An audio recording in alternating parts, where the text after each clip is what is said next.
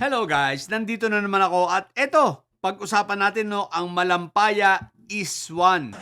Pero ihanda na ninyo ang inyong sarili sa mga pwedeng gawin ng mga didilis. Alam nyo ba guys, na i-expect na natin na sa mga darating na araw, itong Malampaya is one na na-discover ngayon, itong natural gas na na-discover na ito ay pinasimulan ni PBBM na ipina-explore, I think, pag hindi ako nagkakamali, 2025, early 2025 or bandang last month, last quarter yata ng 2024. Eto guys, di yan na nga, na-discover pero ang ating dapat paghandaan? Paghandaan na po natin na ito ay aangkinin na ng mga didilis.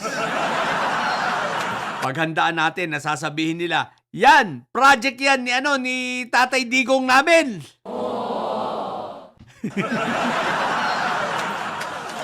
Sasabihin na nila yung mga yan, kundi dahil kay Tatay Digong, hindi yan matatagpuan. So, ihanda na natin ang ating mga sarili sapagkat ito ay kanila nang aangkinin. Syempre, yan naman ang naturalesa ng mga yan ang mga angkin ng hindi kanila. So, ito ay maliwanag na aangkinin at hindi lang yon.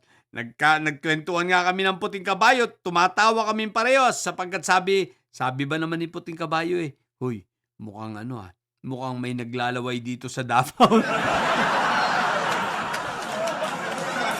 May naglalaway na raw sa Davao. Saan naglalaway? Natural. Alam niyo po, nang makita ng mga makasayad siblings, itong successful na exploration at makadiscover tayo ng natural gas na naman, aba. Ang tingin po ng mga makasayad siblings dito ay hindi para sa Pilipino. Nakapakinabangan ng mga Pilipino. Ang nakita agad nila, what the heck? Pera! Nanlaki ang mata. Tumulo ang laway sa bibig. At syempre, tuwan-tuwa. At sabi, pag ako naging presidente, iyari ka sa akin. So, yung magkasayad siblings, ang tingin dito sa Malampaya is one ay negosyo.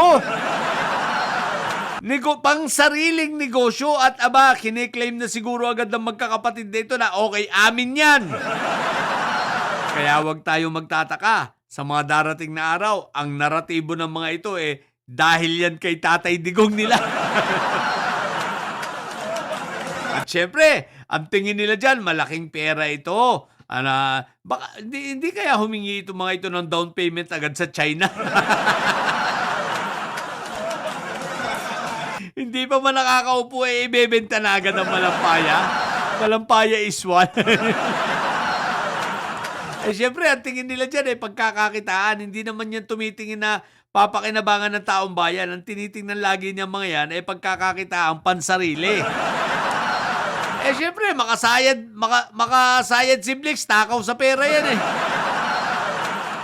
Adikto sa pera yan Diba? Ito, higit ito sa 51B pag mapapasa kanila. Talagang malaki-laki ito. Gagayahin nila si Gloria na ang laki ng kinita dyan, di ba? Sa Malampaya na yan. So, yun ang gagayahin nila. So, kaya itong itong makasayad siblings, talagang atat na atat. Nako, kaya lalo pang nagpursigi ang kanilang pagpapabagsak sa Pangulo. Dahil dito. Dahil sa natagpuan ito, sabi nila dito, kailangan lalong mawala si Bibi. Sayang ang gas.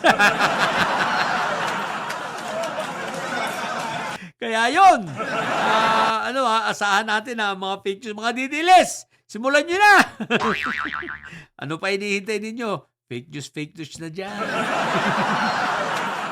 Angkinin nyo na, sabihin nyo, gawa ito ng tatay namin. Ganon!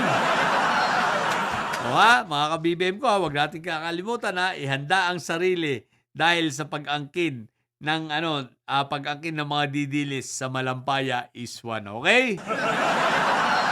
So sa mga bobong didilis diyan at may saya, ang tatay nyo ay karton. Boyse. Manatili kayong mga bobo't may side. Sapat ang may side, laging high blood. Bye!